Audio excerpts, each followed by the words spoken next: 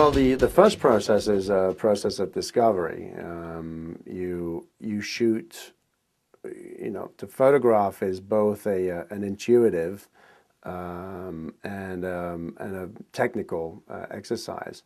Ideally, you line up all of the technical so that you have to think the least of it in the moment at which you depress the shutter, and then you are thrown into a world of discovery and surprises.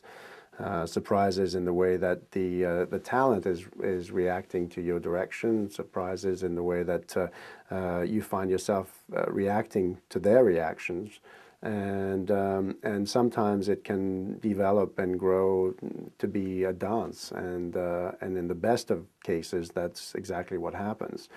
There is a process of exchanges which, no two stories will be the same. And when you deal with talent, you're going knowing that technically you'll be hitting your targets, but that doesn't make for a good picture. Sometimes a great picture has very little to do with technique and great to do with a moment.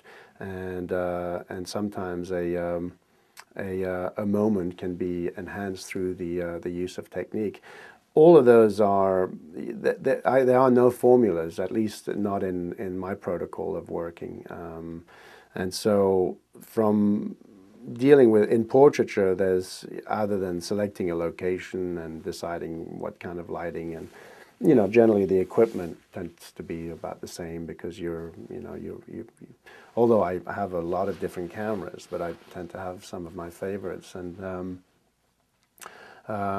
then as far as the landscape aspect, the landscape by definition is a meditative experience with nature and with the environment. It has to begin with a communion with that environment in a way that incidentally is not all that different from shooting portraiture. You have to find a way of having this communion with that individual. Sometimes it can be difficult. With celebrities, sometimes it can be very difficult how to break that wall, because for one, celebrities get shot a lot. They are reticent to being seen in ways that make them feel unattractive, and of course all that is very subjective. A picture that you may find to be incredible, they may hate. With that comes to mind a portrait that that Avedon did of Truman Capote, which has become a seminal portrait, and Truman Capote hated that portrait. And that was one of Avedon's favorites, and the world has since given its stamp of approval and find that that's a great portrait of Truman Capote. But the celebrities, especially now, because there are so many magazines and they have so many movies and there's so many outlets for them to be photographed worldwide, we're no longer dealing with just a singular market, but a worldwide market.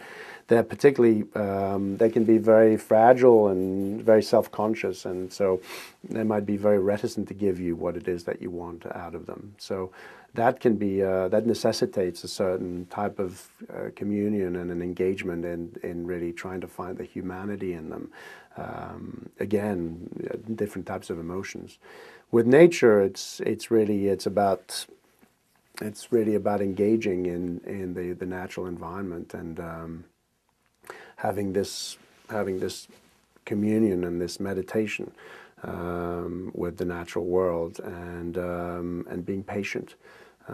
I personally find that landscape photography is one of the most challenging, because all the while you're not beholden to other people, and you can pretty much set your own time, and your targets and your standards are your own.